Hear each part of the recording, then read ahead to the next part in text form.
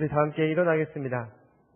하나님 말씀 요한복음 17장 20절서부터 26절까지 말씀 우리 함께 교독하겠습니다. 요한복음 17장 20절에서 26절까지의 말씀, 신약성경 178면 우리 함께 교독하도록 하겠습니다. 20절에서 26절까지 말씀입니다. 내가 비옵는 것은 이 사람들만 위함이 아니요 또 그들의 말로 말미암아 나를 믿는 사람들도 위함이니, 아버지께서 내 안에 내가 아버지 안에 있는 것 같이 그들도 다 하나가 되어 우리 안에 있게 하사 세상으로 아버지께서 나를 보내신 것을 믿게 하옵소서. 내게 주신 영광을 내가 그들에게 주었사오니 이는 우리가 하나가 된 것 같이 그들도 하나가 되게 하려 함이니이다. 곧 내가 그들 안에 있고 아버지께서 내 안에 계시어 그들로 온전함을 이루어 하나가 되게 하려 함은 아버지께서 나를 보내신 것과 또 나를 사랑하신 같이 그들도 사랑하신 것을 세상으로 알게 하려 함이로소이다. 아버지여, 내게 주신 자도 다 나 있는 곳에 나와 함께 있어 아버지께서 창세 전부터 나를 사랑하심으로 내게 주신 나의 영광을 그들로 보게 하시기를 원하옵나이다. 의로우신 아버지여, 세상이 아버지를 알지 못하여도 나는 아버지를 알았사옵고 그들도 아버지께서 나를 보내신 줄 알았사옵나이다. 함께 읽겠습니다. 내가 아버지의 이름을 그들에게 알게 하였고 또 알게 하리니 이는 나를 사랑하신 사랑이 그들 안에 있고 나도 그들 안에 있게 하려 함이니이다. 아멘. 오늘 우리에게 주시는 살아계신 하나님의 말씀입니다. 아멘. 여러분, 벚꽃이 화사하게 또 활짝 예쁘게 피어서 우리의 마음도 시간 하나님의 말씀을 향해서 활짝 열리는 줄 믿습니다.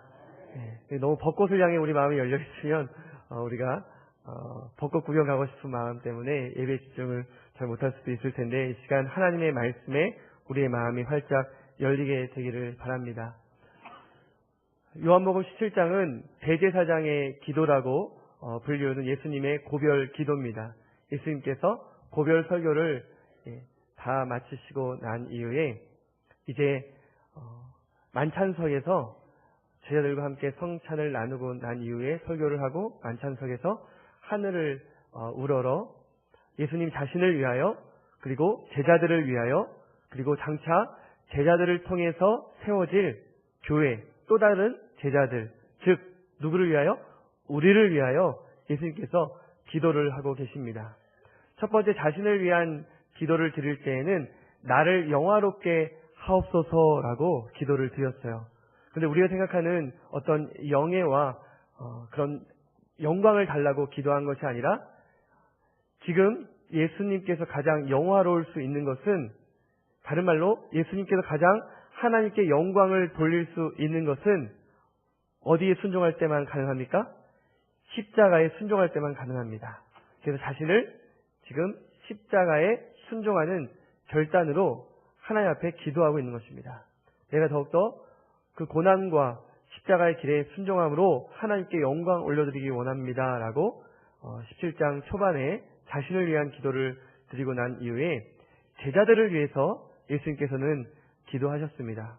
이제 자신이 십자가를 지고 또 그들을 떠나게 될 터인데 이들이 어떻게 될까라는 그런 걱정과 근심이 있었지만, 하나님께 그들을 의탁드리면서 하나님께 기도하고 있는 것이죠.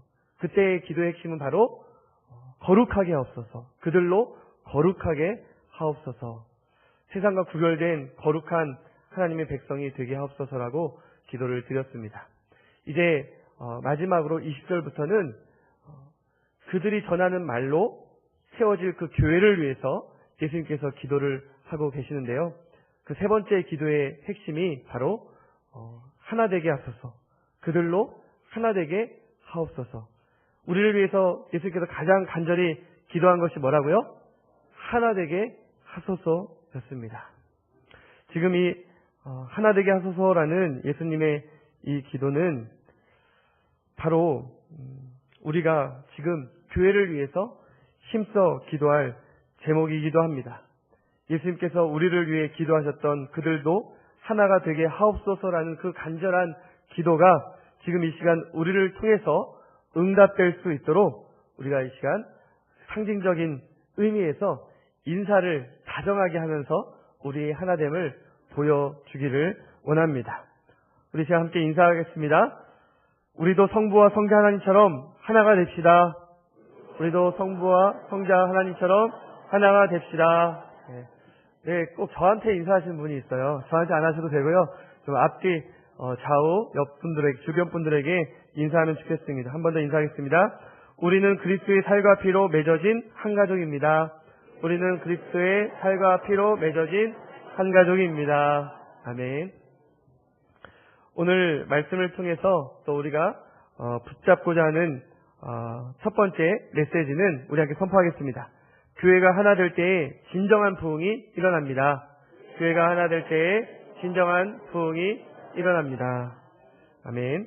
예수님께서 십자가라는 끔찍한 형벌을 앞두고도 자기에게 속한 제자들을 위해서 늘 마음 두시며 또 애쓰신 것을 이 마지막 순간까지 우리는 엿볼 수가 있습니다. 그래서 예수님의 이 17장의 기도를 보면 정말 제자들을 얼마나 사랑하시는지, 교회를, 우리를 얼마나 사랑하시는지 우리는 깨달을 수가 있습니다. 한 마리의 양도 잃어버리지 않기 위해서 애쓰시는 선한 목자 되신 예수님의 그 기도를 우리는 본문을 통해서 생생하게 엿볼 수가 있습니다. 이제 예수님께서 아버지께로 돌아가셔야 할 때가 되셨기 때문에 남겨진 제자들을 위해서 정말 하나님 아버지께 그들을 의탁하며 간절히 기도하고 있는데요. 그때 기도는 제가 아까 제자들을 위한 포인트가 거룩하게 하소서라고 말씀을 드렸는데, 물론 이 제자들을 위해서 기도할 때에도 그 기도 말고도 오늘 교회를 위해서 기도한 기도가 나타납니다. 그것이 바로 11절 말씀인데요. 나는 세상에 더 있지 아니하오나 그들은 세상에 있사옵고 나는 아버지께로 가옵나니 거룩하신 아버지여 내게 주신 아버지의 이름으로 그들을 보존하사, 우리 함께 읽어볼까요? 시작. 우리와 같이 그들도 하나가 되게 하옵소서. 아멘.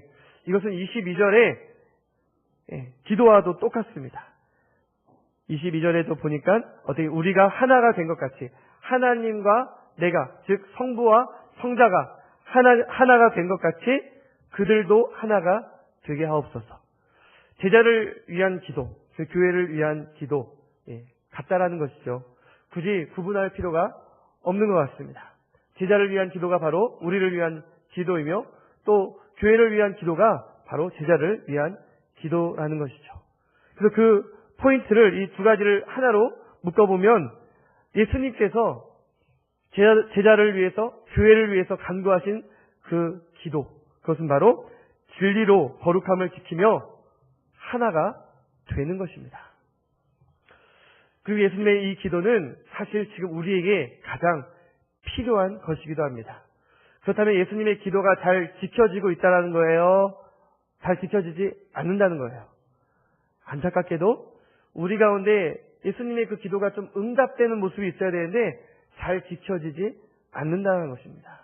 그 기도가 우리에게도 너무도 필요하다는 것이죠. 요즘 교회는 거룩하게 하소서, 하나 되게 하소서라는 이 두 가지 정말 중요한 예수님의 그 기도를 놓치고 있을 때가 많습니다.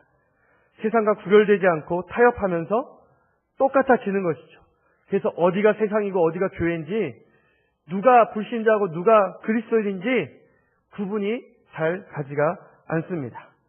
동성애와 진화론 같은 세상의 가치를 성경이라는 그 진리로 우리가 대해야 하는데, 우리 그리스도인들도 이 하나님의 말씀을 놓고 살 때가 많다는 거예요. 그래서 주일에 올 때만 이렇게 먼지 털고 이렇게 가져오는 경우도 있죠. 이 말씀이라도 가져오면 참 다행입니다. 말씀을 갖고 다니는 것을 귀찮아하거나 불편하거나 심지어 부끄러워하는 경우도 있다는 것이죠. 하나님의 말씀이 진리이고 그 진리가 우리의 모든 것의 기준이 되어야 할 줄 믿습니다. 진리를 외면한 채에 관용과 인권을 내세우며 세상의 기준과 타협할 수 없다라는 것이죠. 예수님의 이런 우리의 모습을 아시고는 이런 기도를 드리셨던 것입니다. 예수님의 기도 17절 말씀 함께 읽겠습니다. 시작. 그들을 진리로 거룩하게 하옵소서. 아버지의 말씀은 진리니이다. 우리를 거룩하게 보존하기 원하시는 예수님의 이 간절한 기도가 우리의 기도가 되어서 진리로 우리의 거룩함을 힘써 지켜나갈 수 있기를 주님의 이름으로 축원합니다. 반면에 거룩함을 추구하는 그런 교단들 또 교회들이 있습니다. 우리 한국교회는 약간 장로교도들이 많아서 보수적 성향을 갖고 있고요. 수인교회가 속해 있는 이 합동 측은 고신축보다 보수적이지는 않지만 그래도 굉장히 보수적이에요. 요즘은 이 보수라는 말이 그렇게 좋게 들리지만은 않는 것 같습니다. 그런데 하나님의 이 말씀으로 우리가 우리 스스로를 지켜나가고 또 세상의 가치들로부터 우리가 보수하는 것은 굉장히 중요해요. 거룩하게 하려는 노력이죠. 그런데 이 보수주의자들, 복음주의자들의 맹점이 하나 있습니다. 그것은 무엇입니까? 그들은 거룩하려고 노력을 하지만 하나됨의 모습이 너무도 부족하다라는 것입니다. 자기만 옳고 자기만 의롭고 자기가 믿는 자기가 붙든 그 성경만 절대적인 기준이 되기 때문에 하나됨을 추구하는 모습이 굉장히 약화되는 모습을 보수 교단 가운데 볼 수가 있습니다. 그래서 우리 합동 측 이름만 가지고도 여러 갈래의 순소교단들이 있어요. 20여 개가 넘습니다. 장로교 안에 수많은 교단들. 왜 그렇습니까? 우리가 하나 되지 못하는 모습 때문입니다. 그래서 하나됨은 제자들과 그들의 가르침을 받은 교회가 반드시 지켜나가야 할 균형이라는 것이죠. 거룩함만을 추구해서도 안 된다는 것입니다.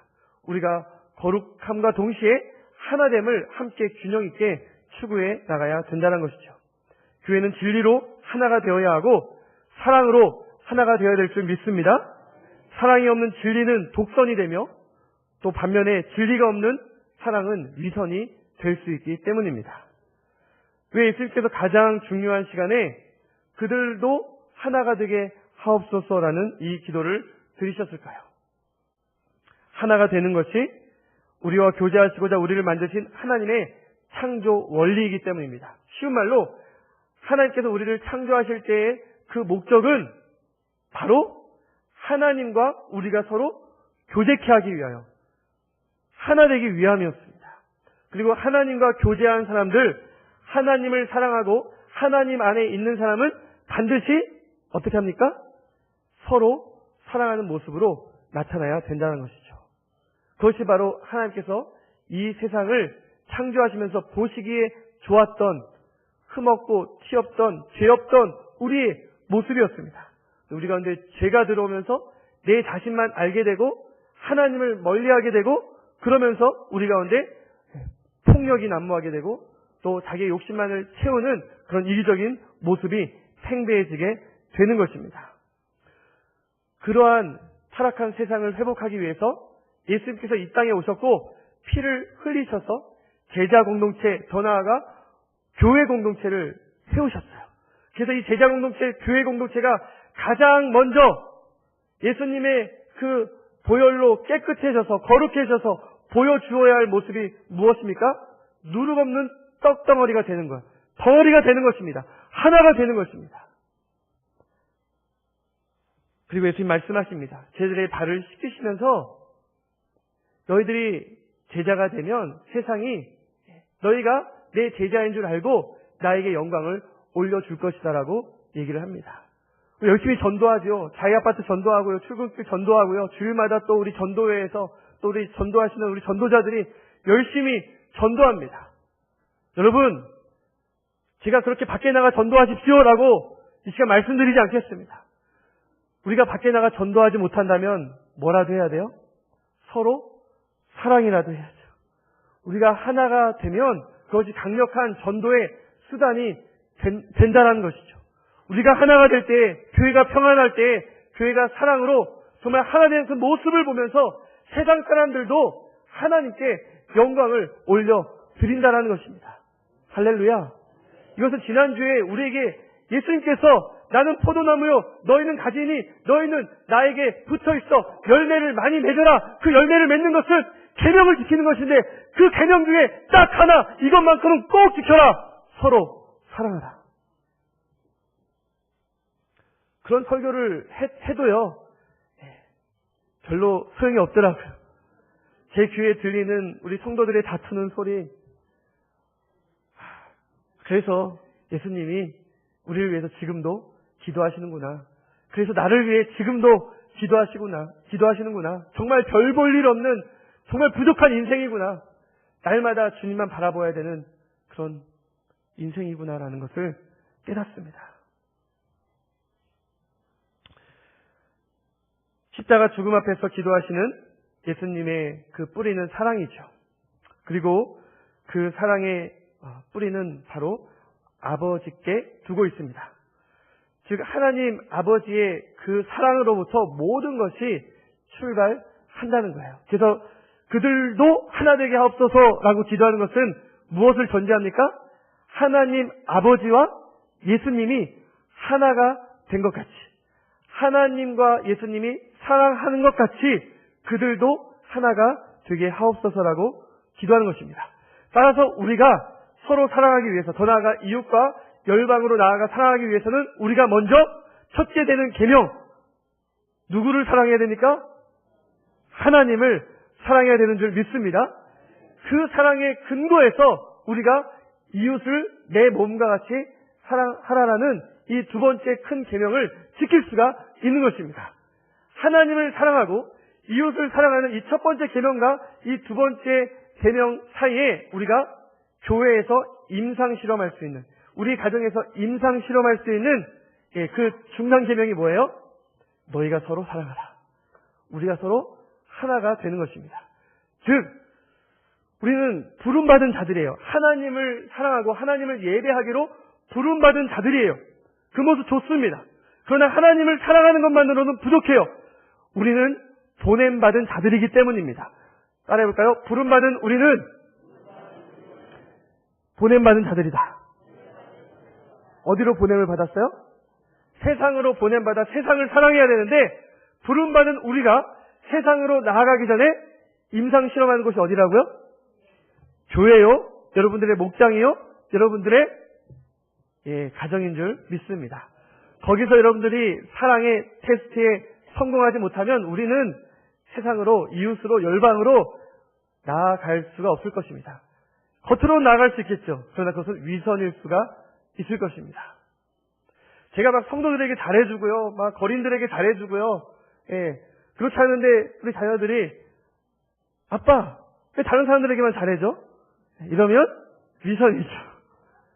마찬가지로 우리 교회는 땅끝까지 선교하는 모습, 정말 불쌍한 사람들, 소외된 사람들 구제하는 모습, 지역사회 다음 세대들 장학금 주면서 이렇게 헌신하는 모습이 있어요. 그런데 우리끼리 서로 사랑하는 모습이 매우 부족할 때가 많다는 것입니다. 사랑하는 성도 여러분, 하나님을 사랑하는 그 사랑이 흘러넘쳐 우리가 서로 하나 되고 그 사랑이 흘러넘쳐 이웃과 열방까지 나아가게 되기를 주님의 이름으로 축원합니다. 부흥이라는 것은요, 서로 하나됨의 운동입니다.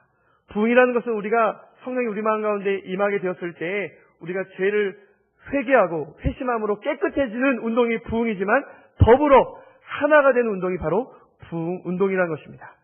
초대교회 예루살렘에서 성령을 받아 3,000명, 5,000명이 회개하였을 때 그들은 정말 각기 다른 곳에서 온 디아스포라 유대인들이었지만 그들이 하나가 되어 자기의 것을 주장하지 아니하고 자기의 소유를 다 내놓으면서 함께 떡을 떼고 그들이 서로 사랑하는 모습이 있었을 때 우리는 그것을 가리켜 부흥이라고 말할 수가 있는 것입니다. 마찬가지로 유대인 베드로가 고넬료 집에 가서 정말 세례를 주고 성령이 강하게 임하게 되었을 때 유대인과 이방인이 하나가 됨으로 말미암아 강력한 성령의 역사가 나타난 것을 가리켜 우리는 부흥이라고 부르는 것이고요.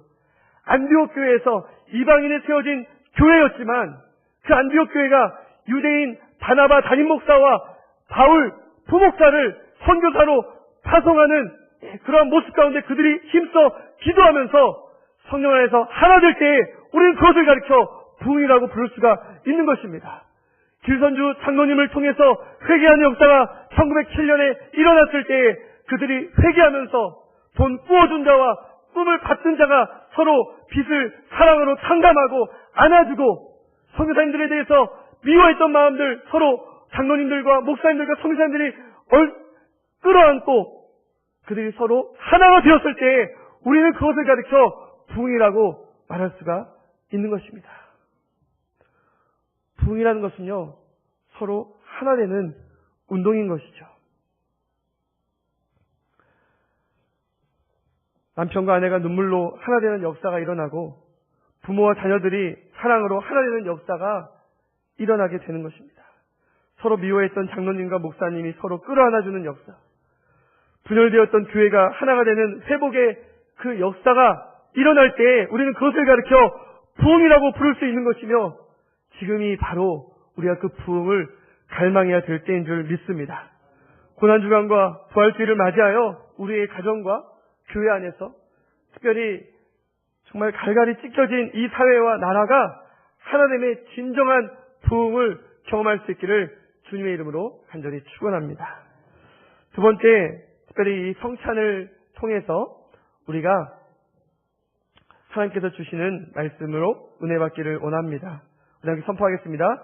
성찬은 신랑과 신부가 하나 되는 언약식입니다. 성찬은 신랑과 신부가 하나 되는 언약식입니다. 과연 우리가 그렇다면 하나됨, 하나 되자 이렇게 외치고 있는데 어떻게 하나가 되어야 하겠습니까? 우리 중고등부 학생들과 우리 어른들이 함께 예배드리고 성찬에 참여하는 이것으로 하나됨이 충분하겠습니까? 예, 우리 동빈이, 유찬이, 동건이, 중학교 1학년 아이들이 가장 앞에 앉은 것은 우리가 키가 큰 형들이 앞에 가려질까봐 배려함으로 너희들 앞에 앉아 이렇게 한 것 같아요.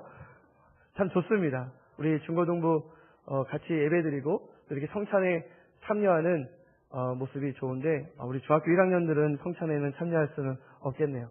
근데 이렇게 보이는 또 어떤 예배를 통한 하나됨, 물론 이것이 시발점이 될 수 있습니다. 내가 그 사람 용서해야지, 내가 그 사람한테 가서 용서를 빌어야지, 서로 사이좋게 지내야지, 이런 결단하는 거 참 좋습니다. 시발점이에요. 중요합니다. 그러나 예수님께서 그들도 하나 되게 하옵소서라고 기도할 때에 그 하나됨은 그 정도 수준이 아니라는 것이죠. 예수님께서 우리에게 말씀하시는 그 하나됨은 예수님과 하나님 아버지께서 하나 되는 그 하나됨처럼 그들도 하나 되게 하옵소서라고 기도한 것입니다. 이것은 굉장한 수준의 하나됨을 요구하는 것이고요. 교회가 그런 수준의 사랑을, 그런 수준의 하나됨을 보여주어야 한다는 것입니다. 특별히 그렇다면 어떻게 삼위 하나님께서 하나가 되었는가, 그리고 삼위 하나님께서 어떻게 우리를 사랑하셨는가, 그러한 사랑을 우리도 하나가 되어야 되는데 그것을 가장 쉽게 볼 수 있는 모습이 바로 유대인들의 결혼 풍습입니다. 그래서 우리 스윗교회에서도 3년간 지금 가정행복학교를 통해서 마더와이즈라는 이 여성들을 위한, 어머니들을 위한 성경공부 시리즈를 하고 있는데요. 그 제3편 회복편에 보면 유대인들의 결혼 풍습을 통해서 하나님을 향한 그 사랑을 회복하고 또 우리가 서로 사랑하는 것을 회복하는 그런 교재가 있습니다. 제가 그런 그 교재를 좀 참고하면서 이 시간 성찬에 우리가 적용하고 정말 우리가 어떤 모습으로 하나 되어야 할지를 우리가 다시 한번 깨닫게 되기를 바랍니다. 유대인의 결혼 풍습은 약혼에서부터 시작하는데요. 이 약혼식은 굉장히 중요합니다. 그래서 이 아들이 결혼할 때가 되었을 때 아버지가 이 아들과 짝지어줄 그 처자를 이제 선택을 하게 되는 것인데요. 아브라함과 이삭의 그 장면을 보면 우리는 쉽게 이해할 수가 있습니다. 아브라함이 이삭의 아내를 데려오게 하기 위하여 이삭을 직접 보내지는 않았지만 그 종 엘리에셀을 보내면서 여러 가지 당부의 말을 하게 되는 것이죠. 그리고 내가 살았던 그 나홀의 집에 가서 그 짝을 데려오라라는 말을 하는데요. 여러분, 우리가 예수 그리스도의 신부 아닙니까? 그럼 우리를 선택하신 분은 누구입니까? 하나님 아버지세요. 창세전부터 하나님 아버지께서 우리를 그리스도의 신부로 찜해 놓으셨음을 믿으시기 바랍니다. 우리는 그렇게 하찮고 보잘것없는 존재가 아니에요. 하나님께서 창세전부터 우리를 그리스도의 신부로 예배해 주신 그런 선택받은 자들임을 믿으시기 바랍니다.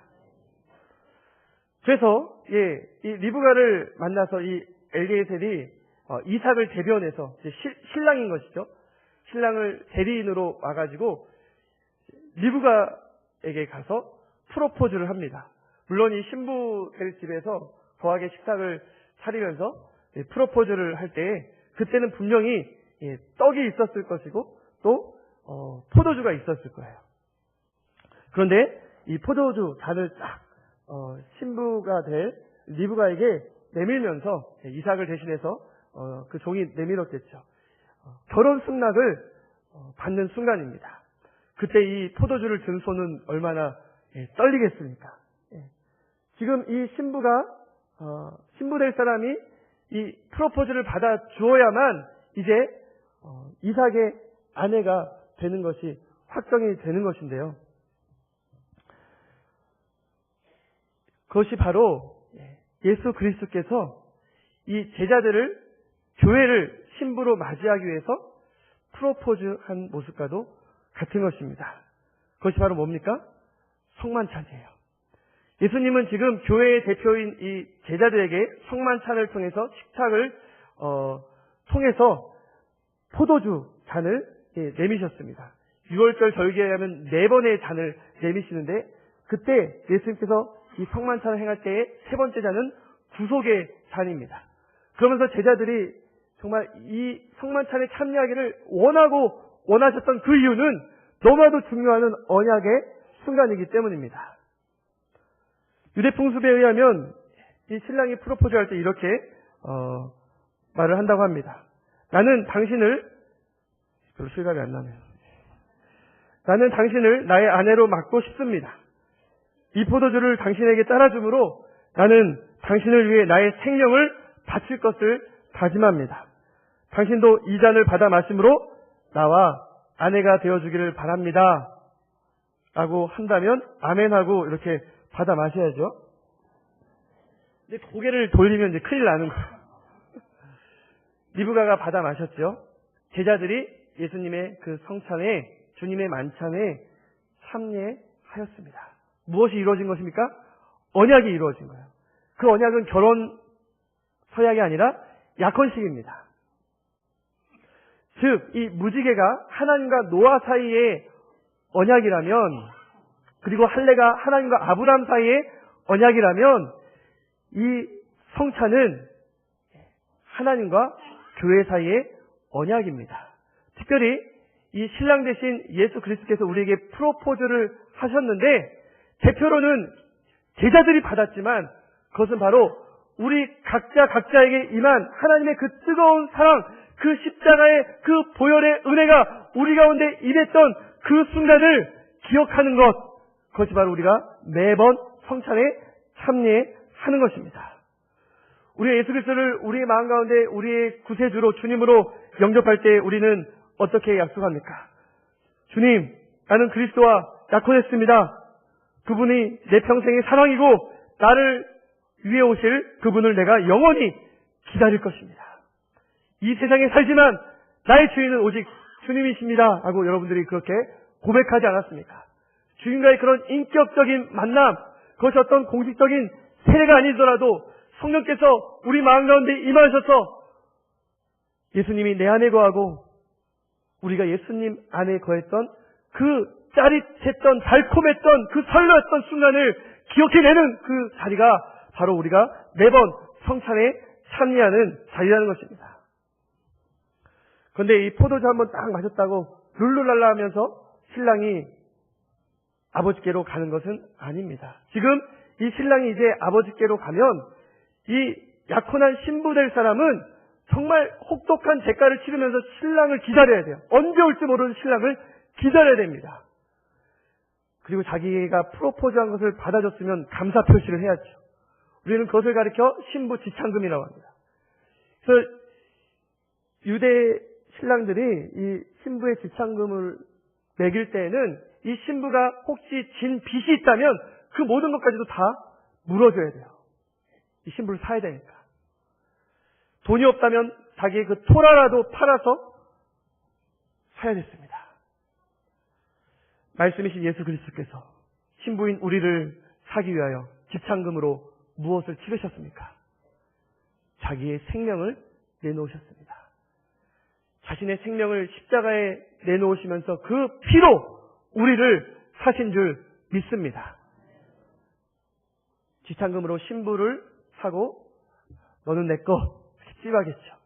오늘 이 17장 말씀도 잘 보면요. 내 것이라는 말씀이 참 많습니다. 그리고 이 신부에게 그래도 육신으로는 떨어져 있기 때문에 마음이 흔들릴 수도 있지 않습니까? 그러니까 증표를 줍니다. 반지를 증표로 유대 풍습에 의하면 신랑이 주어야 하는데 그럼 예수님께서 우리에게 주신 그 증표는 무엇이겠습니까? 그것은 바로 보혜사 성령님인 줄 믿습니다. 그 성령님을 통해서 우리가 자꾸만 예수님 생각을 하는 거예요. 딴 생각 안 하고요. 예수님 생각을 하는 것입니다. 요한복음 14장 26절입니다. 보혜사 곧 아버지께서 내 이름으로 보내신 성령 그가 너희에게 모든 것을 가르치고 내가 너희에게 말한 모든 것을 생각나게 하리라. 우리의 마음에 새겨진 예수 그리스도께서 보내주신 보혜사 성령이 우리가 영원히 간직해야 될 증표인 줄 믿습니다. 그래서 우리는 이 잔을 마실 때마다 성령님 내 안에 성령으로 충만케 하여 주옵소서 더욱더 그렇게 기도하면서 내가 주님 오실 때까지 주님의 신부입니다. 나의 정결과 순결을 거룩함을 깨끗함을 하나됨을 지켜가겠습니다라고 다짐하고 또 다짐하는 시간이 바로 이 성찬식이라는 것입니다. 애석하게도 님은 갔습니다. 신랑은 떠났어요. 예수님께서 떠나시면서 이런 말씀하십니다. 내가 아버지께로부터 나와 세상에 왔고 다시 세상을 떠나 아버지께로 가노라. 그런데 아버지께로 왜 가세요? 그냥 신부 데려가면 안 될까요? 그냥 우리 데려갔으면 안 될까요? 예수님께서 왜 제자들을 함께 데려가지 않으신 것일까요? 그것은 아버지 집에 가셔서 장차 신부와 함께 살 집을 마련하기 위해서입니다. 요한복음 14장 2, 3절 내 아버지 집에 거할 곳이 많도다. 그렇지 않으면 너희에게 일렀으리라. 내가 너희를 위하여 거처를 예비하러 가노니 가서 너희를 위하여 거처를 예비하면 내가 다시 와서 너희를 내게로 영접하여 나 있는 곳에 너희도 있게 하리라. 지금 예수님께서 이제 우리와 함께 살 그 거처를 완성하시면 주님이 다시 오시게 될 줄 믿습니다. 그때까지 우리는 기름 준비해야 돼요. 우리의 증표를 잃어버리면 안 되는 것입니다. 우리는 십자가의 보혈로 값을 치르신 예수 그리스도의 신부입니다. 이 불완전한 세상에서 끊임없이 거룩과 성결을 지켜나갈 때에 언젠가는 우리가 베일을 벗고 우리의 신랑 되신 예수님의 그 얼굴을 마주하게 될 때가 있을 것입니다.